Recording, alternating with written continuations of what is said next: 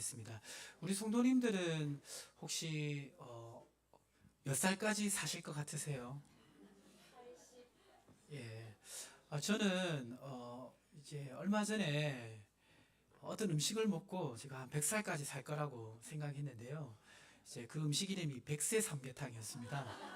예, 저기 그 아주 맛있게 하는 삼계탕이 있다고 해가지고 갔는데 이름이 백세 삼계탕이라고 하더라고요. 요새 100세 시대가 도래했다고 말을 하지만 실제로 통계를 보면요. 90살 이상까지 사시는 분이 200명 중에 한 분이에요. 그러니까 여기 계신 분들 다 해도 90세까지 사실 수 있는 분이 한 분도 없을 수가 있는 겁니다. 예. 그렇게 따지면 이제 90을 인생의 종점으로 본다면 할프타임 끊으신 분들 손 한번 들어주세요. 예, 저도 끊었어요. 예. 우리 청년들은 아직 할프타임이 안 됐는데 이미 끊으신 분도 있고 이미 전반전 끝나고 후반전 열심히 지금 가시는 분들도 있는데요. 그렇게 생각해 보니까 참 인생이 어떻습니까? 오늘 시편 103편 15절 16절 그 마음을 담아서 시편 기자는 이렇게 말하고 있습니다. 15절 16절 보면 읽어볼까요?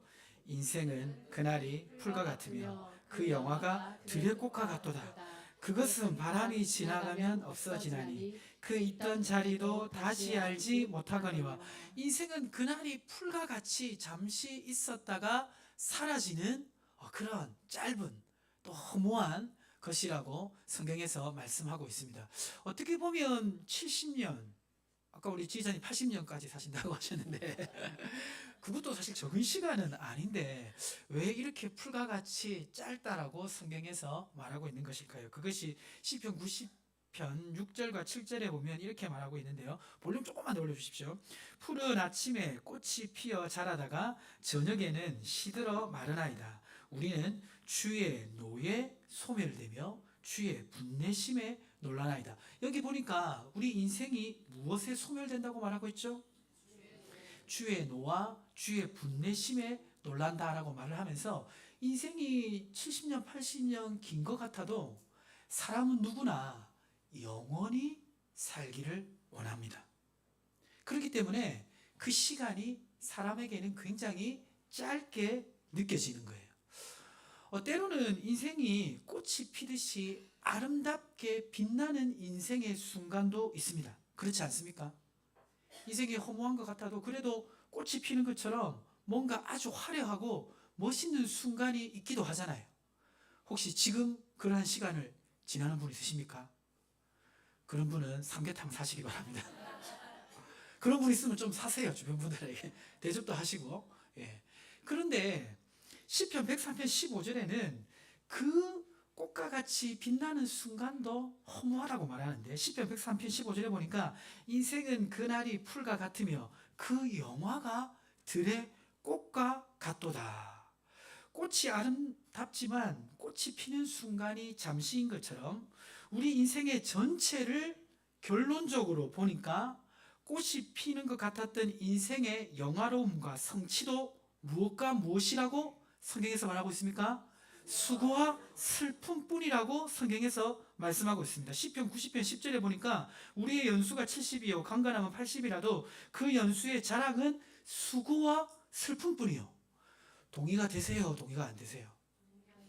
예, 동의가 되신 분은 파란만장한 우리 청년들은 동의 안 되지 않습니까? 그래도 꽃 한번 피워보고 멋있게 인생 살아가는 게 의미가 있는데 그게 왜 수고와 슬픔뿐인가? 이해가 안 되는데요. 요새 그 뜨는 이제 교수님 중에 백세를 살아보니라는 책을 쓰신 김영석 교수님이라고 있습니다. 들어보셨죠? 이분이 연세가 103세라고 하시더라고요. 이분이 쓴 책에서 보면 성공하면 행복할까라는 그런 내용이 있는데요. 그 책에 거기에 이렇게 나름대로 결론을 내리고 계십니다. 뭐라고 말하고 계시냐면 사람들이 성공해서 얻게 되는 물질의 소유, 권력의 소유, 명예욕이나 성적 욕망을 채우는 것을 행복으로 생각한다. 그러나 이런 것들은 소유에 해당하기 때문에 상실했을 때는 고통과 불행으로 바뀌게 된다. 그런 것을 인생의 목적으로 삼는 사람은 소유의 노예가 되어 정신적 행복은 누리지 못한다. 사람들이 보통 성공으로 생각하는 그것만으로는 뭔가 행복에 도달하기에 한계가 있다라고 100년을 살아보신 분이 이렇게 말씀하고 있습니다. 예, 성경의 가치관과 통하는 내용인데요. 자, 그러면 인생이 이렇게 허무한데 오늘 이 시편 기자는 그 허무함만을 말하고 싶은 것인가? 그것이 아닙니다. 오늘 이 시편 기자는 인생이 그렇게 허무하지만 들풀과 같지만 들풀과 같은 인생에도 하나님이 베푸시는 은혜가 있다라고 말씀하고 있습니다. 우리 역시 들풀과 같은 들의 꽃과 같은 인생을 살아가지만 우리에게도 베푸시는 하나님의 은혜가 있는 줄 믿습니다. 그것이 무엇일까요? 첫 번째, 그것은 무엇입니까? 그의 영원한 인자하심입니다. 그의 영원한 인자하심이 들풀과 같은 인생에게 베푸시는 은혜입니다. 시편 103편 17절에 보니까 여호와의 인자하심은 자기를 경외하는 자에게 어디부터 어디까지 이르며 영원부터 영원까지 이르며 그 인자하심이 끝이 없다라고 말씀하고 있는 것입니다. 자, 그러면 그 인자하심이 끝이 없다는 것이 인간의 어떤 삶에 해당되냐면 시편 103편 2절과 4절 보시면 한 절씩 교독합니다. 내 영혼아 여호와를 송축하며 그의 모든 은택을 잊지 말지어다. 그가 내 모든 죄악을 사하시며 내 모든 병을 고치시며 같이 있습니다. 내 생명을 파멸에서 속량하시고 인자와 긍휼로 관을 씌우시며 라고 말씀하고 있는데요. 이 인자하심이 사람에게 해당되는 부분은 무엇이냐면 오늘 이 시편 기자는 내 모든 죄를 사하시고 내 생명의 파멸에서 속량하신다라고 말씀하고 있습니다.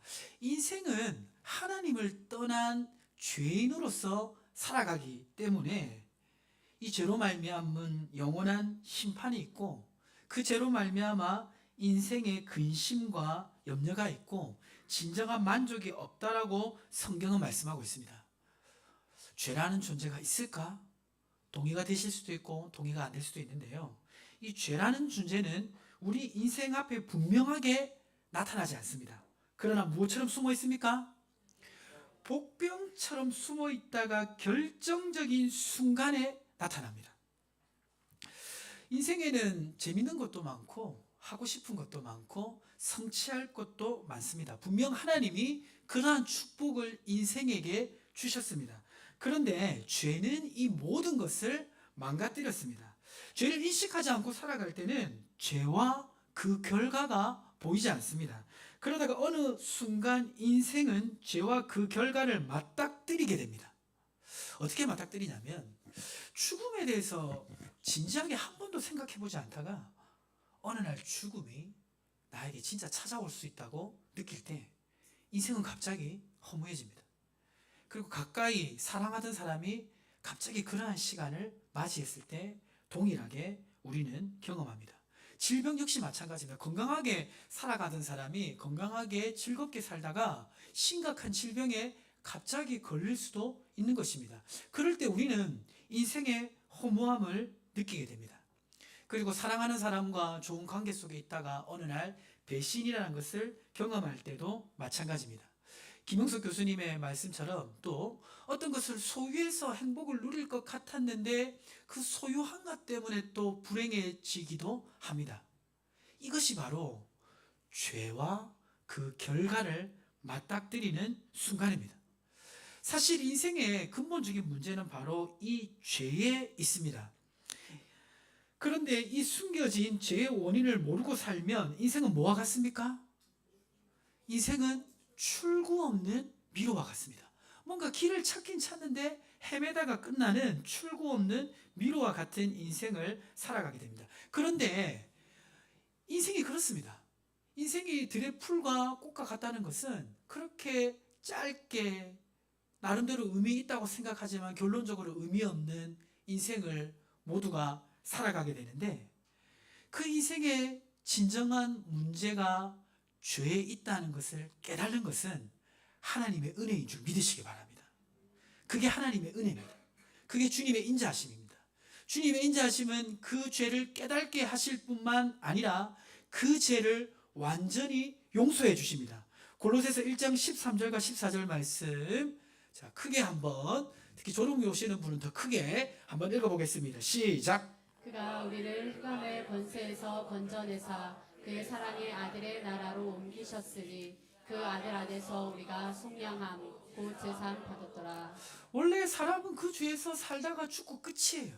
그냥 들의 풀과 꽃과 같이 잠시 왔다가 사라집니다. 그러나 하나님께서는 하나님의 아들 예수 그리스도를 이 땅에 보내셔서 우리 대신 십자가에 죽게 하시고 부활하게 하시고 그분을 믿게 하심으로 말미암아 우리의 죄를 완전히 사해 주셨는 줄 믿으시기 바랍니다. 그래서 구속, 저기 옛날에는 이제 속량이란 말 대신 구속이라는 단어를 썼는데, 속량, 완전히 해방되었다, 죄사함을 얻었도다라고 성경에서 말씀하고 있는 것입니다.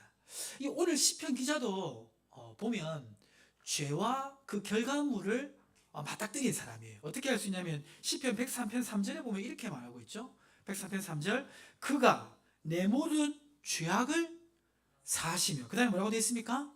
내 모든 병을 고치시며. 그러니까 이 시편 기자가 이렇게 고백하는 것은 자신도 죄사함의 은혜를 얻었다는 거죠.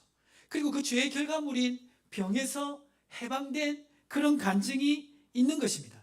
그래서 이 시편 기자는 들풀 같은, 들의 꽃과 같은 허무한 인생을 살아가는 원인이 죄에 있다는 것을 깨닫게 되었고, 그 죄를 사함받고 그 죄의 결과물인 질병을 치유받는 은혜를 얻은 것입니다. 우리 인생이 들의 풀과 꽃과 같이 잠시 왔다 잠시 사라지는 그런 허망한 인생, 죄의 결과물과 그러한 것에서 벗어나는 인생을 살아가게 하시는 것은 바로 하나님의 인자하심 때문인데요. 그 인자하심은 우리에게 구체적으로 어떻게 나타나냐면 요한일서 1장 3절 말씀을 한번 보시길 바랍니다. 요한일서 1장 7절 말씀, 1장 7절 말씀 읽겠습니다. 시작. 그가 빛 가운데 계신 것 같이 우리도 빛 가운데 행하면 우리가 서로 사귐이 있고 그 아들 예수의 피가 우리를 모든 죄에서 깨끗하게 하실 것이요. 하나님의 아들 예수님을 보내주셨는데 예수의 피가 우리를 모든 죄에서 사하게 하신다고 말씀하고 있습니다. 아멘이십니까?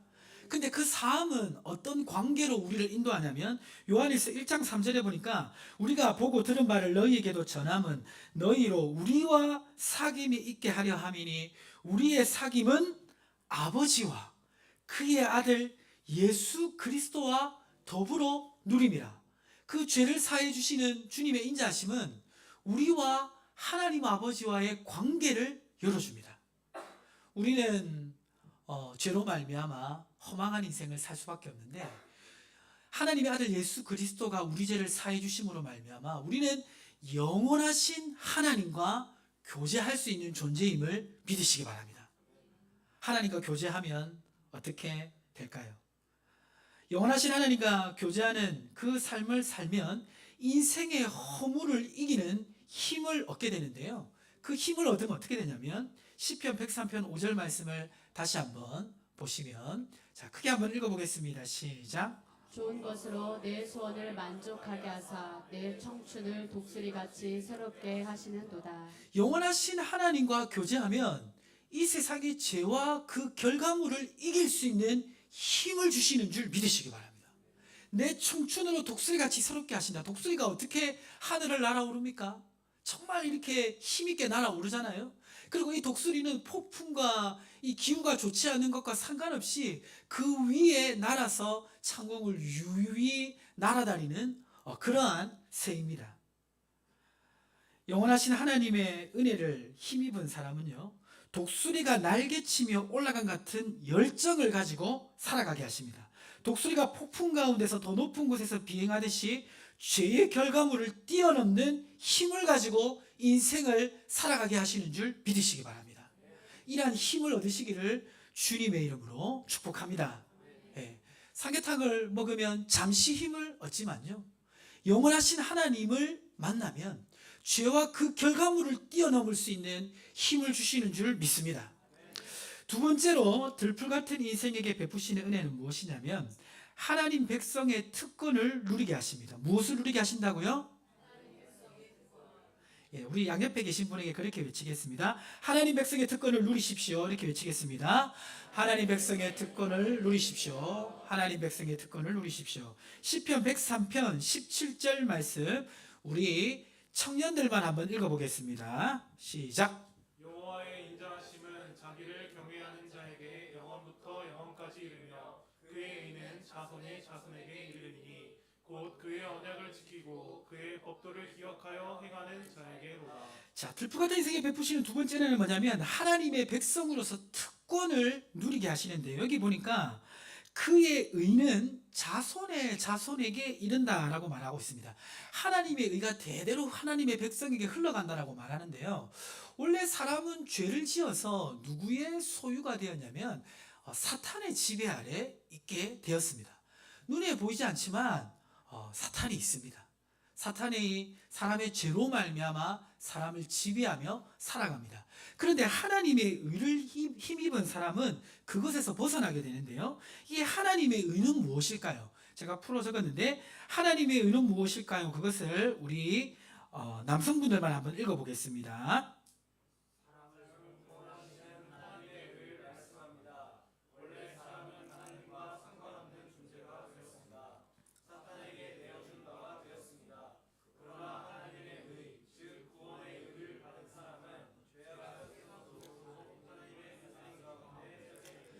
예, 아까 청년 보고 읽으라고 했을 때와 남자분들 읽으라고 했을 때가 똑같은 분들 읽으셨는데요. 예, 이 하나님의 의는 이제 구속의 의입니다. 비록 죄를 지었지만 예수 그리스도로 말미암아 구원하시는 그 의를 힘는 것을 말합니다. 그렇기 때문에 죄악 세상 가운데 살아가지만 죄악 세상의 다스림을 받지 않고 하나님의 다스림을 받으며 살아가게 됩니다. 그래서 이러한 백성들에게 하나님은 특권이 있음을 구약 성경에서부터 말씀했는데요. 창세기 17장 7절과 8절에 보면 이렇게 말하고 있습니다. 내가 내 언약을 나와 및 내 대대 후손 사이에 세워서 영원한 언약을 삼고 너와 내 후손의 하나님이 되리라. 내가 너와 내 후손에게 내가 고려하는 이 땅 곧 가나안 온 땅을 주어 영원한 기업이 되게 하고 나는 그들의 하나님이 되리라. 자, 어떤 특권을 주셨죠? 무엇을 주셨죠? 가나안 땅, 약속의 땅을 주셨습니다. 제가 요새 우리 청년들하고 이렇게 만나서 밥을 먹고 있는데요. 이번 주에도 이제 만나서 이런저런 얘기를 하다 보니까 진로에 대한 얘기도 하고 그랬습니다. 하나님께서 하나님 백성에게 가나안 땅을 예비하셨죠. 아멘이십니까? 그러면 우리의 인생에도 하나님께서 약속하신 기업이 있다는 것을 믿으시기 바랍니다. 우리 청년 때는 미래에 대한 불안전함이 우리를 두렵게 하기도 합니다. 때로는 살아가다 보면 하나님이 내게 주시는 기업이 있을까 그런 걱정을 우리도 할 때가 있습니다. 그런데 확실히 믿으십시오. 하나님 백성에게는 하나님이 예비하신 기업이 있습니다. 약속의 땅이 있습니다. 이것이 바로 하나님 백성에게 주시는 특권입니다. 그리고 또 그 특권이 있는데요. 그 특권이 뭐냐면 출애굽기 19장 5절과 6절 말씀인데요. 19장 5절과 6절 말씀 보시면 세계가 다 내게 속하였나니 너희가 내 말을 잘 듣고 내 언약을 지키면 너희는 모든 민족 중에서 내 소유가 되겠고, 자 6절 말씀을 우리 여성분들만 한번 크게 읽겠습니다. 너희가 내게 대하여 제사장 나라가 되며 거룩한 백성이 되리라. 너는 이 말을 이스라엘 자손에게 전할지니라. 자, 하나님은 세계가 다 누구한테 속했다고 말하고 있습니까? 다 내 것이라고 말하면서 나의 백성이 제사장 나라가 된다고 말하고 있습니다. 제사장 나라가 된다는 것은 그 세계에 영향력을 미칠 수 있게 하신다는 말씀입니다. 하나님의 백성의 특권은 하나는 약속의 땅을 기업으로 주신 것이고요. 또는 세상을 향해서 영향력을 미칠 수 있도록 해주십니다. 그 영향력이란 것은 어떤 세상적인 뛰어남이 아니라도 그렇습니다. 지금 이제 이번 주에 그 열왕기하 성경 공부하고 있는데요. 우리 성도님들 혹시 성경 하루에 3장씩 읽어가는 거 잘하고 계세요? 잘하고 계십니까? 예, 한 30% 지금 잘하고 계신데요. 이거 잘하는 방법은요, 완벽하게 읽으려고 하시면 안 돼요. 지금 못 읽은 거는 그냥 잊어버리세요. 그리고 오늘부터 새롭게 읽으시면 됩니다. 아멘이십니까? 오늘부터 읽어가십시오. 특별히 이번 주에 뭐 배우죠? 이번 주에 로마서 배우는데요. 이 로마서를 이번에 꼭 한번 들어보시기 바랍니다. 이 로마서는 성경 중에 가장 핵심적인 내용을 기록하고 있는 성경인데요. 제가 이제 이번에 이 로마서 이렇게 그 성경 공부를 하는데, 로마서를 할 때는 혼자 듣지 마시고, 이 로마서는 많은 분들이 읽어도 잘 이해 안 되는 성경이 로마서입니다. 그래서 이번에 수요일 날 성경 공부하는 이 로마서는 혼자 듣지 마시고 같이 한번 들어보세요. 예, 아주 유익한 시간이 될 줄 믿습니다. 그 저번 주에 그 열왕기하 우리가 배우면서 나만 장군에 대해서 우리가 그 성경 말씀을 들었는데요. 이 나만 장군이라는 사람은 이방 나라에 굉장히 뛰어난 장군이었습니다. 근데 이 장군은 문둥병이 걸린 사람이었어요. 근데 이 장군의 집에 이스라엘의 포로 소녀 한 명이 있었는데, 이 소녀가 이 나만 장군의 병을 나을 수 있는 길을 나만 장군에게 알려주었습니다. 누구에게 가라고 했죠? 선지자 엘리사에게 가라고 한 것입니다. 이 소녀는 그냥 엘리사를 알 뿐이지만 나만 장군에게 영향력을 미칠 수 있도록 하나님이 축복하신 것입니다. 마찬가지로 우리 그리스도인은 세상을 향해서 영향력을 가질 수 있는 줄 믿으시기 바랍니다. 세계가 다 누구한테 속했습니까? 하나님께 속했습니다. 그래서 우리는 지경을 넓혀서 세계를 품어야 되는데요. 세계를 품을 수 있는 제일 좋은 방법은 무엇일까요? 예, 성경인데 우리 개인적으로 할 수 있는 것은 뭐냐면요, 세계를 품고 기도하는 겁니다. 아이고, 내가 무슨 세계를 품어, 난 밀락동도 못 품었는데. 그게 아니고 밀락동은 밀락동이고요, 세계는 세계예요. 세계를 품고 기도해 보십시오. 기도하는 방법은 5대양 6대주를 가지고 오늘은 아시아, 내일은 뭐 남미, 이런 식으로 오라수목금 그렇게 기도해도 되고요. 내가 알고 있는 세계 나라가 얼마 되진 않지만 생각나는 대로 그냥 기도하는 거예요. 이렇게 우연히 짐바브웨라는 나라에 대해 들었어요. 그러면 잘은 모르지만 그 나라에 대해서 기도해 보는 거예요. 그렇게 기도하면 우리의 지경을 하나님 넓혀주실 줄 믿습니다. 지금 이제 그 유럽은 이제 더 이상 기독교 국가가 아닙니다. 이 유럽은 교회가 이슬람 사원으로 거의 바뀌고 있고요, 신앙이 거의 죽어가고 있어요. 그래서 이 유럽에 선교사를 보내야 되는 시점이 왔습니다. 그리고 이 아시아권은 굉장히 복음으로 많이 성장하긴 하는데 말씀으로 성숙하지 못한 그런 부족한 부분들이 있어요. 그렇죠? 그리고 전통적으로 북미와 남미는 기독교 국가라고 하지만 남미는 굉장히 경제적 어려움과 정치적 혼란이 있고요, 북미도 이 동성애를 비롯한 세속 문화에 굉장히 흔들리고 있습니다. 이러한 시점 가운데 하나님께서는 우리 민족을 사용하기를 원하시는 줄 믿습니다. 이러한 마음을 품고 기도하는 교회를 하나님이 사용하실 줄 믿습니다. 오늘 오후 3시에 무슨 모임이 있는지 혹시 아세요? 예, 선교 모임이 있는데요. 선교 모임에 저하고 선교부장님 두 분만 오실까봐 두렵고 떨리는 마음이 있습니다. 그때 세계를 품고 기도를 하려고 하는데 마음이 감동되시는 분은 같이 오셔서 기도하시면 좋을 것 같은데요. 언젠가는 우리 교회도 유럽에도 선교사를 파송하고 세계를 향해서 기도하며 섬기는 은혜를 주실 줄 믿습니다. 이것이 특권입니다. 우리 청년들과 우리 성도님들은 세계를 품고 기도하십시오. 특별히 어린아이가 있으면 식사기도할 때 식사기도만 하지 마시고 세계를 품고 기도하는 훈련을 시키십시오. 하나님께서 그러한 영향력을 하나님의 백성에게 주실 줄 믿습니다.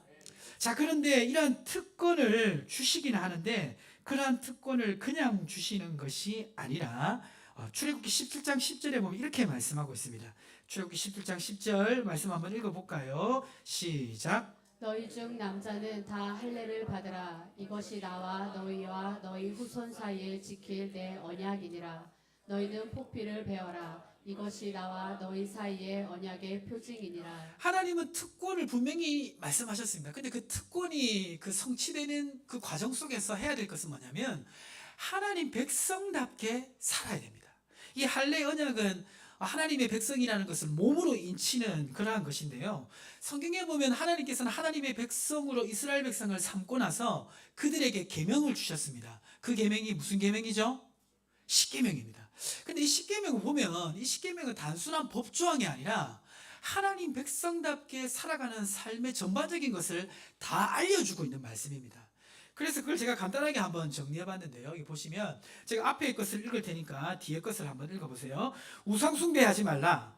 단순히 물건 우상이 아니라 마음의 우상을 만들지 말라. 안식일을 지키라. 영적인 삶의 목적을 잘 유지하며 삶을 살아가라. 부모를 공경하라. 부모와의 관계뿐만 아니라 자녀와의 관계 속에서 하나님의 말씀의 원리를 적용하여 가정 가운데 하나님 나라를 이루라. 살인하지 말라. 범죄를 저지르지 말라는 법적인 조항일 뿐 아니라 하나님의 형상대로 지음받은 사람을 존중하며 살라. 간음하지 말라. 거룩한 혼인관계를 유지하여 부부관계를 통해 주시는 하나님의 은혜와 사랑을 경험하라. 거짓 증거하지 말라. 하나님 형상대로 지음받은 사람을 정직하게 살라. 이웃의 소유를 탐내지 말라. 도둑질하지 말라. 인간적인 욕심을 따라 살지 말고 하나님의 방법대로 인생의 목표를 이루고 살라. 자, 보니까 이 십계명은 단순한 법정이 아니라 하나님 백성답게 살아가는 삶의 전반적인 것을 다 말씀하고 있습니다. 아까 말씀드린 하나님의 백성의 특권, 약속의 땅을 주시고 세상에 영향을 미치는 그 특권은 하나님 백성답게 살아가는 삶의 길에서 주어지는 줄 믿으시기 바랍니다. 우리는 모두 들풀 같은 인생, 잠시 왔다가 사라지는 인생을 살아갑니다. 그러나 그러한 사람에게도 하나님은 은혜를 주시는데요. 그것은 바로 하나님의 백성으로서 특권을 누리며 살아가게 하시는 것입니다. 이러한 인생은 결코 허망하지 않습니다. 시편 103편 5절 말씀을 다시 보시면요, 이러한 특권을 누리는 삶이 어떤 것인지 설명하고 있는데, 무엇으로 내 소원을 만족하게 하십니까? 좋은 것으로 내 소원을 만족하게 하사 내 청춘으로 독수리같이 새롭게 하신다고 말씀하고 있습니다.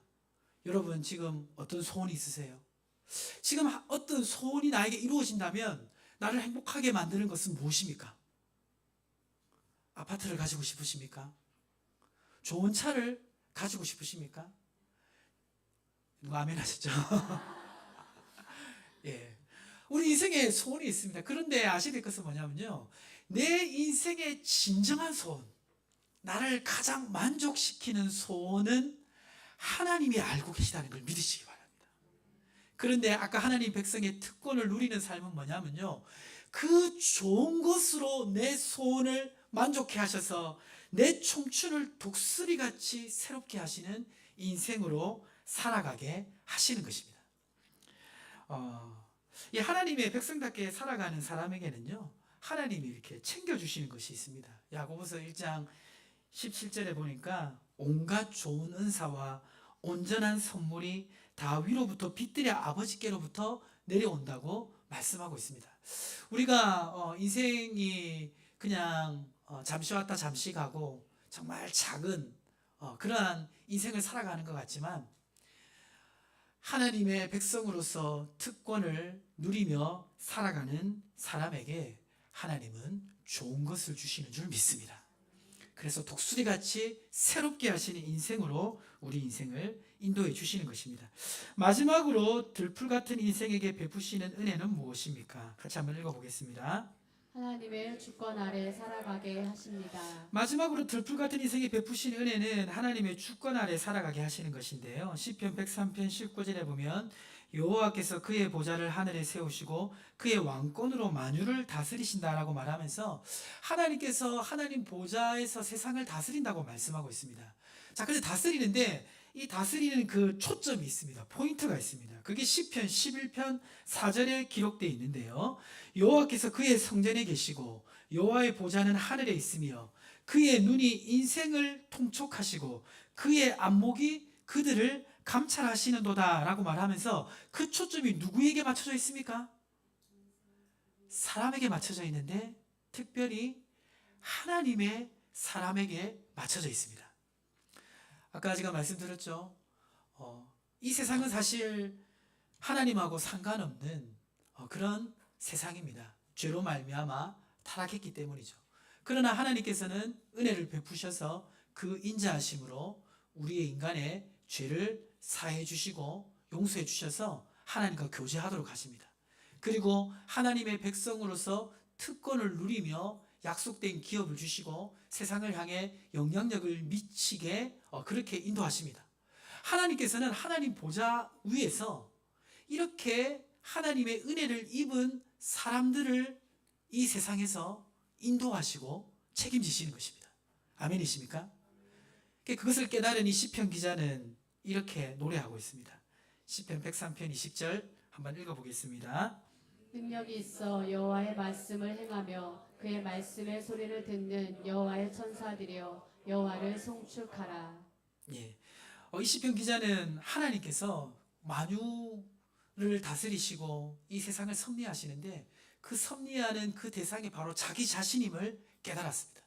많은 천사들이 하나님의 말씀을 통해서 일하는 것도 결국 하나님의 자녀, 하나님의 백성을 통해 일하신다는 것을 알게 되었습니다. 우리가 들풀 같은 인생을 살아가지만요, 하나님은 하나님의 보좌 위에서 우리의 인생을 이렇게 인도하시고 축복하십니다. 이러한 은혜를 알았던 다윗은 이러한 하나님을 이렇게 노래하는데요. 시편 23편 6절에 보니까 이렇게 말하고 있습니다. 내 평생의 선하심과 인자하심이 반드시 나를 따르리니. 그냥 자신의 인생은 어떻게 보면 하나의 인생일 뿐이고 많은 사람들 중에 한 사람일 뿐이고 사람들과 비교해봐도 대단하지 않는 인생일 수도 있지만 그러나 하나님께서 하나님 보좌 위에서 선하심과 인자하심을 가지고 나를 인도하신다는 것을 이 다윗은 깨달았습니다. 그래서 그는 시편 23편 4절에도 이렇게 기록하고 있는데요. 23편 4절 한번 읽어볼까요? 읽겠습니다. 내가 사망의 음침한 골짜기로 다닐지라도 해를 두려워하지 않을 것은 주께서 나와 함께 하심이라. 주의 지팡이와 막대기가 나를 안위하시나이다. 때로는 인생길이 잘못 뜨는 것 같은 그 순간에도 하나님의 보좌 위에서 내 인생을 인도하시고 이끌어 주신다는 것을 이 다윗은 알고 있었습니다. 그래서 시편 23편 5절에 보니까 주께서 내 원수의 목전에서 내게 상을 차려주시고 기름을 내 머리에 부으셨으니 내 잔이 넘치나이다 라고 말을 하고 있는데요. 우리가 살아가다 보면 원수를 만납니까? 만나지 않습니까? 여러분의 원수는 누굽니까? 예. 함께 살고 계신 분은 아니죠. 예. 원수 같은 사람이 있습니다. 뭐 내가 직장 생활하거나 살아가는 가운데 나를 정말 괴롭게 하는 사람들이 있어요. 그렇지만 하나님의 은혜를 힘입은 사람은요, 하나님의 보좌 위에서 그의 인생을 인도하시고 책임지십니다. 약속된 특권을 누릴 수 있도록 축복하십니다. 그래서 원수 앞에서도 상을 차려주시는 은혜를 얻게 하시는 것입니다. 여러분 꽃을 좋아하십니까? 예, 저는 원래 꽃을 별로 안 좋아했어요. 예, 꽃을 안 좋아했는데 결혼하고 나서부터 이제 꽃을 이렇게 유심히 쳐다보기 시작했는데요. 들에 많은 꽃들이 있습니다. 많은 꽃들이 있지만 그 꽃들은 그냥 하나하나의 꽃일 뿐이에요. 그런데 내가 그 꽃에 가까이 가서 그 꽃을 보면 어떻습니까? 그 향기도 나고 아름답기도 하면서 나에게 의미가 주어지는 거잖아요. 그렇죠? 그렇지 않습니까? 예, 그래서 제가 이렇게 표현했습니다. 들의 꽃은 아름답습니다. 그러나 들의 꽃은 보지 않고 그냥 지나치기도 합니다. 하지만 어떤 사람은 그 꽃을 주목하여 봅니다. 그 꽃의 향기를 맡으며 그 꽃의 아름다움을 바라봅니다. 그때 들꽃은 그 사람에게 어떤 꽃이 됩니까? 특별한 꽃이 됩니다. 마찬가지로 우리는 모두 들풀 같은 인생 살아갑니다. 어떻게 보면 그냥 평범한 인생을 살아가요. 그러나 하나님의 은혜를 받은 사람은 어떠냐면 꼭 사람이 그 꽃에 주목할 때 그 꽃이 그 사람에게 의미가 있는 것처럼 하나님께서 우리 한 사람의 인생의 의미를 기억하시고 그 삶의 아름다움을 간직하십니다. 꽃이 사람의 주목을 받으면 그 사람의 인생으로 들어오듯이 같이 읽어볼까요? 하나님께 주목을 받고 살아가는 사람은 하나님의 역사 속으로 들어오게 되는 것입니다. 하나님 보좌 위에서 바로 이렇게 하나님의 은혜를 입은 사람들의 인생을 기억하시고 그 인생의 의미를 부여하시고 선하심과 인자하심으로 함께 하시고 막대기와 지팡이로 이끌어 주시고 원수 같은 사람을 만났을 때도 그 앞에서 상을 차려 주시면서 우리 인생을 인도하시는 것입니다. 이것이 바로 들꽃 같은 인생에 베푸시는 마지막 은혜입니다. 자, 말씀을 정리하겠습니다. 들꽃 같은 인생을 우리는 살아갑니다. 그러나 그 인생에도 하나님 베푸신 은혜가 있는데요. 첫 번째는 무엇입니까? 두 번째는 무엇입니까? 하나님의 백성의 특권을 누리게 하십니다. 세 번째는 무엇입니까? 하나님의 주권 아래 살아가게 하십니다. 이것을 기억하시며 이번 한 주 승리하시기를 주님의 이름으로 축복합니다.